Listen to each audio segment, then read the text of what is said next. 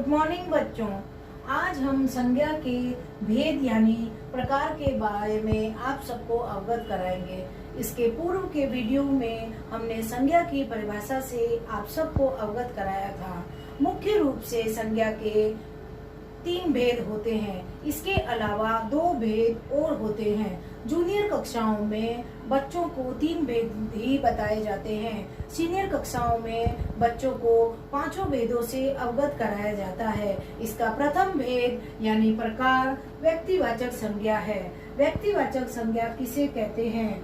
व्यक्तिवाचक संज्ञा जिन संज्ञा शब्दों से किसी विशेष व्यक्ति, विशेष वस्तु, विशेष स्थान आदि के नामों का पता चलता है या आदि का बोध होता है, उसे व्यक्तिवाचक संज्ञा कहते हैं। विशेष व्यक्ति के अंतर्गत महात्मा गांधी, इंदिरा गांधी, बचेंद्री पाल आदि आते हैं। विशेष वस्तु के अंतर्गत पेन जो एक विशेष कंपनी का हो, लिंक, रोटोमेट, पार्कर आदि आते हैं। विशेष स्थान के अंदर आगरा आता है क्योंकि आगरा में ताजमहल है, दिल्ली आता है, लखनऊ आता है। इसी प्रकार व्यक्तिवाचक संज्ञा विशेष व्यक्ति, विशेष वस्तु और विशेष स्थान के बारे में ही अवगत कराया गया है। यहाँ दूसरे नंबर पर जातिवाचक संज्ञा है। जातिवाचक संज्ञा किसे कहते हैं?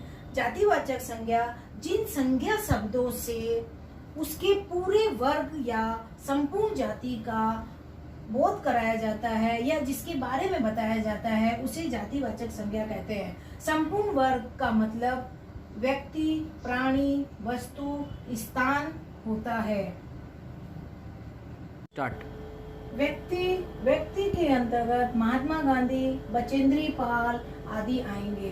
प्राणी जो प्राण लेते, जिसके अंदर जो सांस ले पा रहा है, जैसे खरगोश, हिरण आदि। वस्तु आप सबको पता है, वस्तु पेन, कुर्सी, ये सब। स्थान हैदराबाद, इलाहाबाद, बेंगलोर होते हैं। इन सब की संपूर्ण जाति का पता चले उसे जातिवाचक संज्ञा कहते हैं।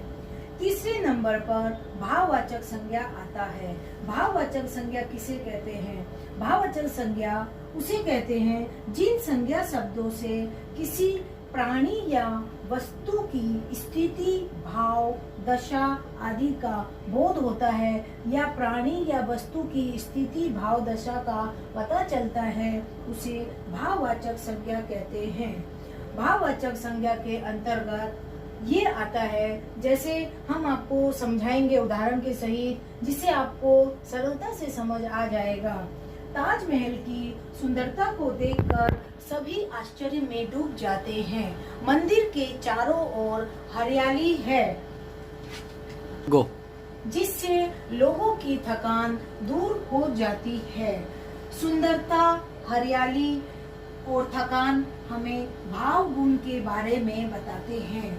इन भावों को हम छू नहीं सकते, सिर्फ महसूस कर सकते हैं। चौथे नंबर पर द्रव्यवाचक संज्ञा आती है। द्रव्यवाचक संज्ञा उसे कहते हैं जिन संज्ञा शब्दों से किसी द्रव्य या पदार्थ, धातु आदि के बारे में पता चलता है या द्रव्य या पदार्थ, धातु के बारे में का बोध होता है, उसे द्रव्यवाचक संज्ञा कहते हैं। द्रव्य के अंदर लिक्विड यानी तरल पदार्थ आते हैं, दूध, तेल आदि आते हैं। पदार्थ मतलब कोयला, रबर आदि होते हैं। धातु सोना, चांदी, कॉपर, एल्युमिनियम आदि होते हैं। यह द्रव्य और पदार्थ धातु के अंतर्गत आते हैं। किसके अंतर्गत? द्रव्यवाचक संज्ञा के अंतर्गत। द्रव्यवाचक संज्ञा के अंतर्गत द्रव्य, पदार्थ, धातु आते हैं। 5वें नंबर पर समूहवाचक संज्ञा है। समूहवाचक संज्ञा किसे कहते हैं?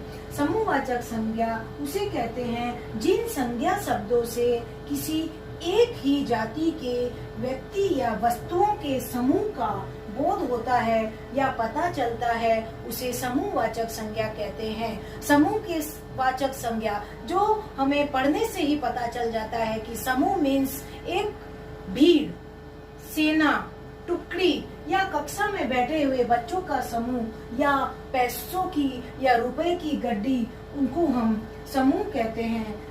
समूहवाचक संज्ञा कहते हैं। इसके अंतर्गत हम ये जानेंगे कि समूह मीन्स कोई एक चीज नहीं, समूह, बंच, जिसको इंग्लिश में हम बंच बोलते हैं, वह होता है। आशा है कि आप सब बच्चे को बहुत अच्छे से समझ आ गया होगा। आप इससे बार बार रिपीट करेंगे तो आपको ये अच्छे से समझ आ जाएगा। आज हमने संज्ञा के भेदों के बारे में बताया। अब हम नेक्स्ट वीडियो में आपको सर्वनाम के बारे में बताएंगे।